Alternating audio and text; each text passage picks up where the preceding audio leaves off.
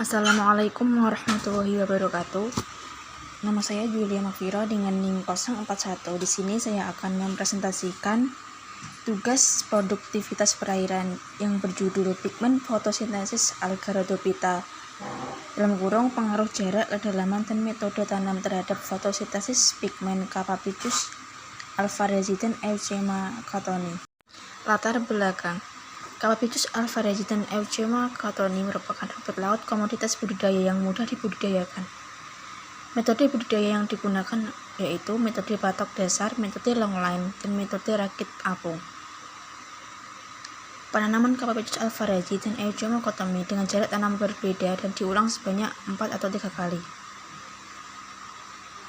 Pertumbuhan Capapicus alpha-resident Euchema cattoni dipengaruhi oleh kualitas air seperti suhu, pH, DO, nitrat, salinitas, dan lain-lain, dan dipengaruhi oleh jumlah klorofil A dan phycoerythrin yang merupakan zat hijau daun dan warna merah yang dimiliki tumbuhan. Jika kandungan kedua komponen tersebut maksimal, maka pertumbuhan kedua rumput laut tersebut akan maksimal karena proses fotosintesis berlangsung secara maksimal. Metode penelitian. Rancangan percobaan yang digunakan pada penelitian metode longline adalah rancangan acak kelompok, yaitu dengan 3 atau 4 perlakuan. Setiap perlakuan diulang sebanyak 3 kali berdasarkan jarak dan kedalaman penanaman. Yang kedua, rancangan penelitian yang dilakukan metode patok dasar dengan rancangan acak lengkap dengan 4 perlakuan, yaitu penanaman Capapicus alpha-resident dengan jarak tanam berbeda dan diulang sebanyak 4 kali.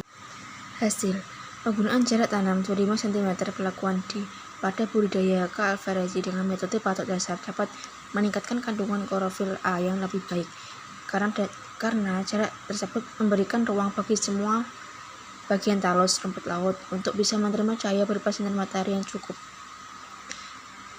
Sementara pigmen aksesoris pelengkap yang dianalisa pada penelitian ini adalah pigmen phycoerythrin yang memiliki kandungan merah pada bagian talus.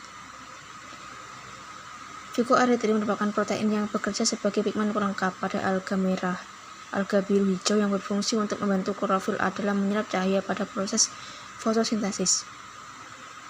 Faktor lain yang mempengaruhi kandungan klorofil A dan phycoerythrin pada rumput laut adalah unsur hara, terutama nitrogen, yang terutama dibutuhkan rumput laut sebagai pembentukan asam amino klorofil.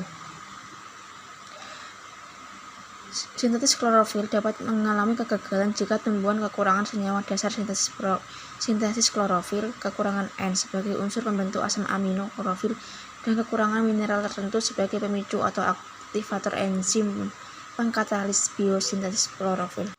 Hasil dari penelitian kultur menggunakan longline, tingkat kedalaman tidak signifikan terhadap kandungan klorofil A pada Euchema cattoni, artinya perbedaan intensitas cahaya dan lama penyinaran terhadap alga diduga akan mempengaruhi pembentukan klorofil A. Akibat klorofil A di dalam 25 cm lebih banyak jumlahnya daripada di kedalaman 15, 35, dan 45 cm.